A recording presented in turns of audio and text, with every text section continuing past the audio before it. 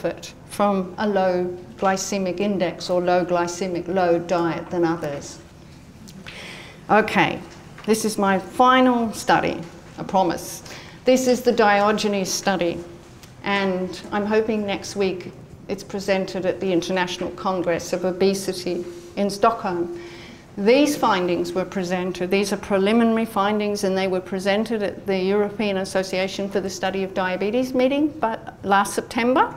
And they were on their website of the EASD. They're still there, and I took a screenshot, okay? And this is what they did in this study. It is the most expensive nutrition weight loss study ever done. It cost 16 million euros, and it's in 6 euros is about twice, I think.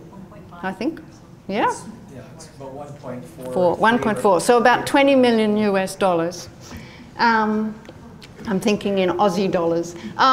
So 800 people, 800 families actually, where one or other parent, or one or both parents had obesity, and they had 8 different cities and a whole army of dietitians, okay, who saw them frequently. And what they did was they lost weight on OptiFast. They had to lose 8% of their body weight. Then they were randomized at this point here after they reached the 8%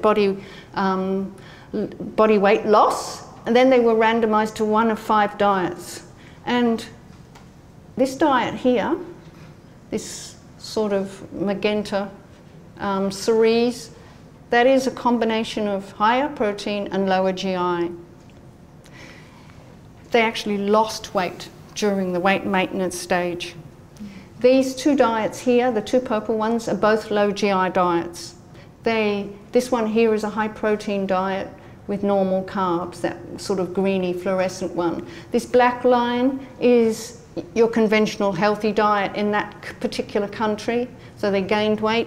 And this one here is what they called a low protein, but it wasn't low protein, it's about 17% protein and high GI carbs. And you can see their stark differences.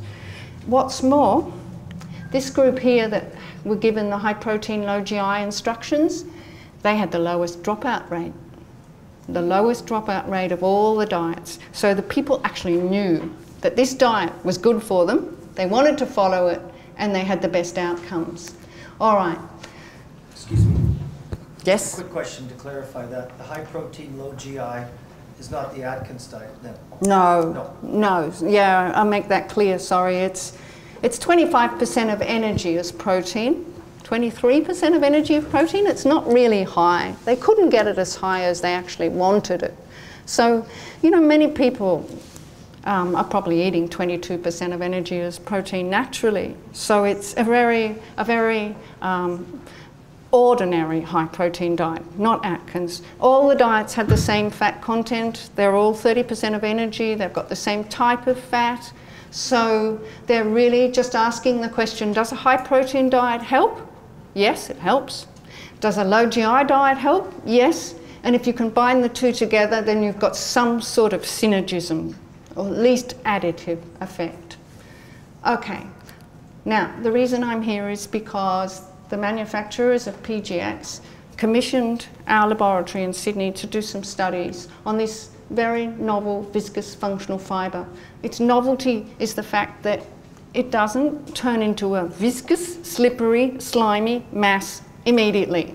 Guar gum does that, all right? And guar gum is really viscous. Guar gum really lowers glycemia, but it's so unpalatable and so difficult to deal with that the food industry has given up on guar gum.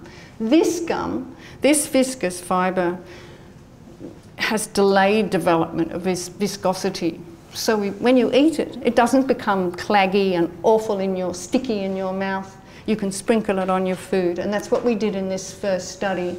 We gave them a breakfast meal with different amounts of the PGX granules. They were sprinkled on the meal from memory, 2.5, 5 grams or 7.5 grams, and you can see that it's not coming out very well, but that's with the placebo, that's with 2.5 grams, that's with 5, and that's with 7.5 grams. And to get that effect, you're actually reducing glycemia by about 50%. That's the area under the curve. So if if you wanted to use psyllium or fibre or something like that, you'd have to have 15 grams of psyllium. And we also showed that the capsules had a second meal effect. So if you took 2, 4, 6, 8 capsules with your evening meal and then had a standard breakfast the next morning, then you got a reduction in glycemia, and that's called the second meal effect. You got a reduction in glycemia at breakfast. So you're improving people's glucose tolerance, perhaps because there are things going on in the colon, in the large bowel, that are producing free fatty acids that are improving insulin sensitivity. So in Australia, we have a symbol program where we're trying to make sure that people use the glycemic index in a rational, healthy way. The company that was formed to do that is called the Glycemic Index Foundation. It's a not-for-profit organisation. It's got 3 partners: the Juvenile Diabetes Research Foundation Australia, University of Sydney, and Diabetes Australia. And in a partnership founded in 2001, and we did this because consumers were asking, the food industry was asking. We endorse healthy, low GI foods. That symbol goes on healthy, low GI foods. And by healthy, I mean they must meet, in addition to low GI, they must meet strict nutritional criteria, which are category specific. So they must have fibre, they must, if they're a cereal product, they must have low sodium, they must have low saturated fat. We're trying to make sure that the message is balanced, all right? So, final slide.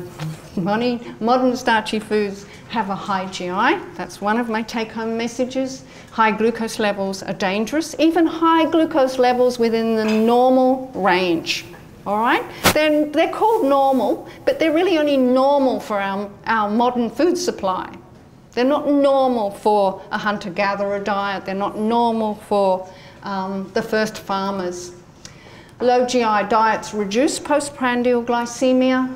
Low GI diets improve diabetes control, as well as improving risk factors for type 2 diabetes and cardiovascular disease. And finally, there are implications for weight loss and weight loss maintenance. So I hope you agree with me.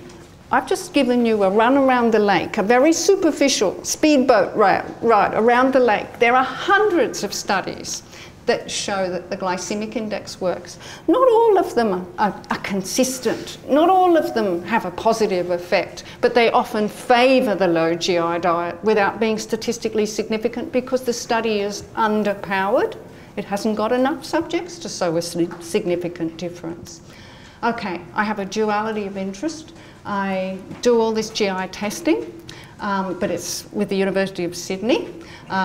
It's doing it. I just happen to direct it. I'm the president of that Glycemic Index Foundation, and I'm the co-author of these books, which surprised everyone, I can tell you, because we imagined that these books had a very, very narrow audience. And finally, we've been commissioned to do this research for the manufacturers of PGX. If you would like some useful resources, I can recommend some good books. Sorry. So this is the 4th edition. It's in your book. This is the New Glucose Revolution. We call this the mother book. It's coming out on the 13th of July. I went to the bookshop here, Chapters, and said, can I please buy a book called the Low GI Handbook? And they looked it up and said, can't sell it to you till the 13th, but this lady has published a lot of books.